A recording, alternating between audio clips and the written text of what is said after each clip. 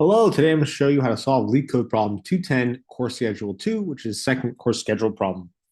If you are familiar with the first problem, you know you have to go and see if you can complete all courses that run from 0 to n minus 1, n being number of courses argument.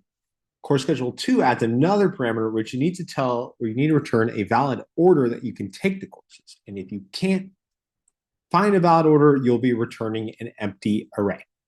So let's go ahead and get started. And a lot of this is going to be a lot of the same setup with the slight differences to the course schedule 1. First thing we're going to do is create a map, which is basically a graph adjacency list of the courses to their prerequisites. I'm going to do a little bit of dictionary comprehension here to start.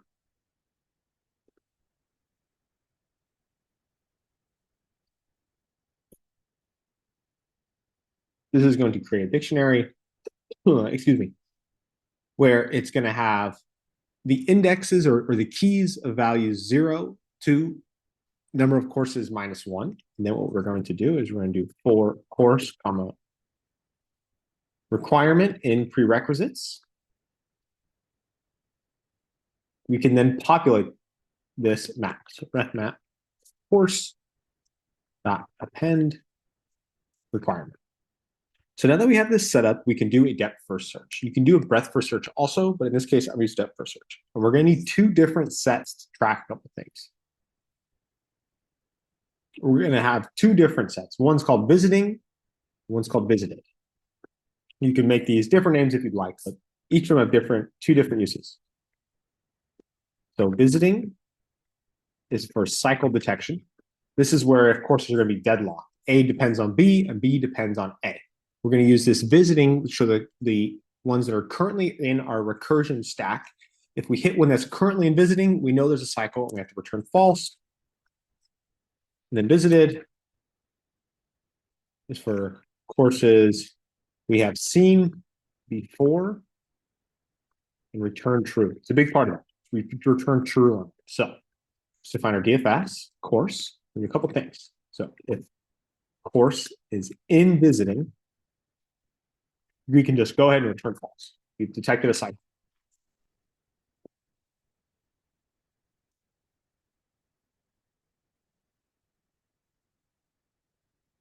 Next, we want to check is if we have already visited this before. So if course in visited,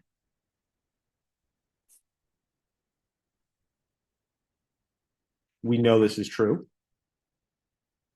because it's already returned true in the past for it to be able to get to this point. So if it's in visited, we can return true. And now we can continue the depth first search. We're going to do visiting, not add this course. Then we're going to do for rec in rec map brackets course. We'll do a couple different things. We're going to say if not DFS this course, this is if it's going to be returning false.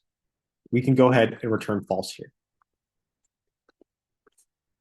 If not, we know it's good to go, and it eventually will hit base case, which is going to be one of these two top ones and keep rolling through. Or if it's a base case, it's going to pass these two checks. It's not going to execute this for loop, and we're going to go here. We're going to do a couple different things. We're going to return true at the end, but we need to do a little bit of processing or a little bit of housekeeping beforehand. Since this is not going to be getting visited anymore, we need to call visiting.remove for the course, and we need to do visited, we're going to move it to past tense, .add for the course.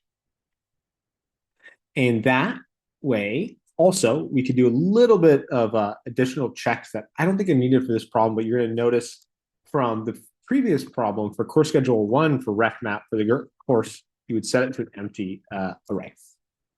Now, we need to call this DFS.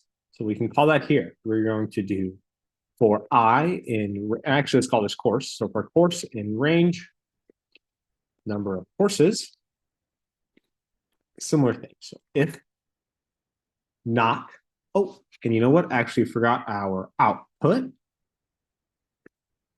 I'm just going to call this response. Going to equal this. We can then say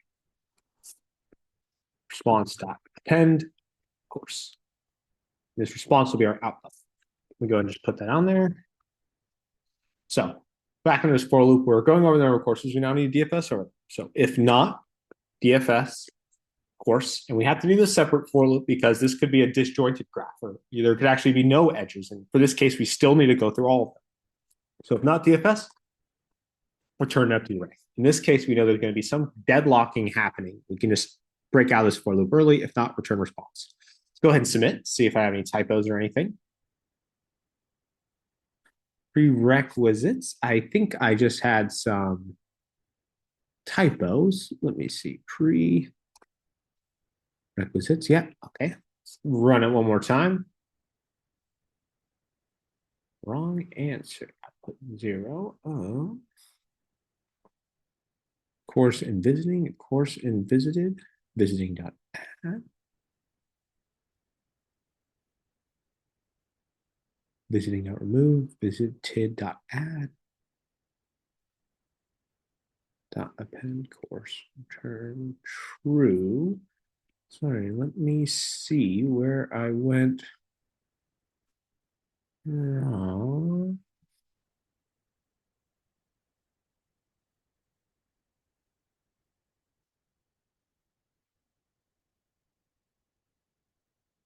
Requirement for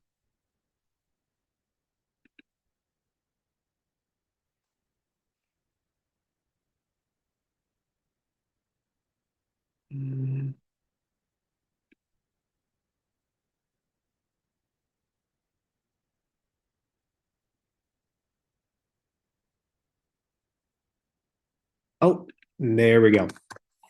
Sorry, I was not properly using the requisites to go off that. I was just continually doing that DFS on the original course. That should be good to go now. All right, thank you guys.